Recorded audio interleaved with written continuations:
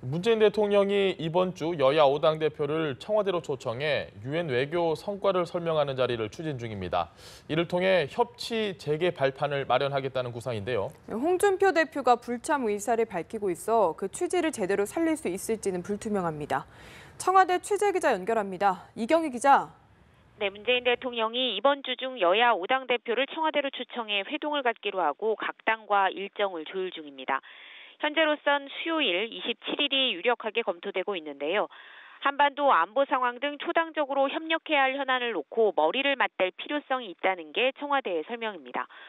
문 대통령은 여야 지도부 회동이 성사되면 김명수 대법원장 임명 동의안 처리에 감사의 뜻을 밝히면서 유엔 외교 성과를 공유할 것으로 보입니다.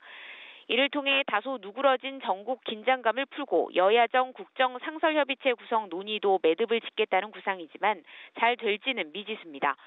특히 제1야당인 자유한국당 홍준표 대표가 여전히 회동에 부정적인 입장을 견지하고 있어서 지난 7월 G20 이후 회동 당시처럼 불참할 가능성이 높은데요. 청와대는 그때보다 몇 배의 강도로 끝까지 참석을 설득하겠다는 입장입니다. 청와대는 말폭탄 대결이 심화하고 있는 북미 간 상황에도 촉각을 곤두세우고 있습니다. 어제는 미사일 발사 등 북한의 도발이 없는 상황에서 이례적으로 대통령이 NSC를 직접 주재했죠. 네, 문재인 대통령이 어제 오후 직접 국가안전보장회의 NSC 전체 회의를 주재했는데요. 최근 북한의 연이은 도발과 김정은 성명으로 긴장이 고조되고 있는 가운데 북한의 추가 도발을 억제하기 위한 대응 방안을 적극 강구해 나갈 것을 지시했습니다. 어제 NSC 전체 회의는 최근 미국과 북한 사이에 수위 높은 설전이 벌어지고 있는 상황에서 이루어졌다는 점에서 이목을 끌었습니다. 특히 미사일 발사와 같이 북한의 뚜렷한 도발 징후가 없는 상황에서 대통령이 직접 회의를 주재했다는 게 이례적인데요.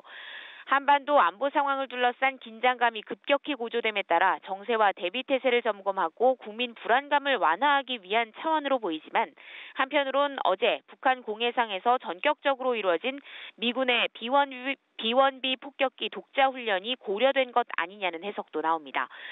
이와 관련해 청와대 관계자는 NSC는 이미 지난주부터 예정이 돼 있었고 B-1B 비행은 한미 간 사전협의를 거쳐 긴밀한 공조하에 작전이 수행됐다면서 B-1B 비행 대책 논의를 위한 회의가 아니었냐는 관측은 너무 좁은 해석이라고 강조했습니다. 그러면서 지금까지는 NSC가 북한의 도발 이후 사후 대응 조치를 강구하기 위한 차원으로 열렸는데 사전에 충분히 점검하고 분석할 필요가 있다는 문 대통령의 지시가 있어 그런 기조하에 열린 것이라고 설명했습니다.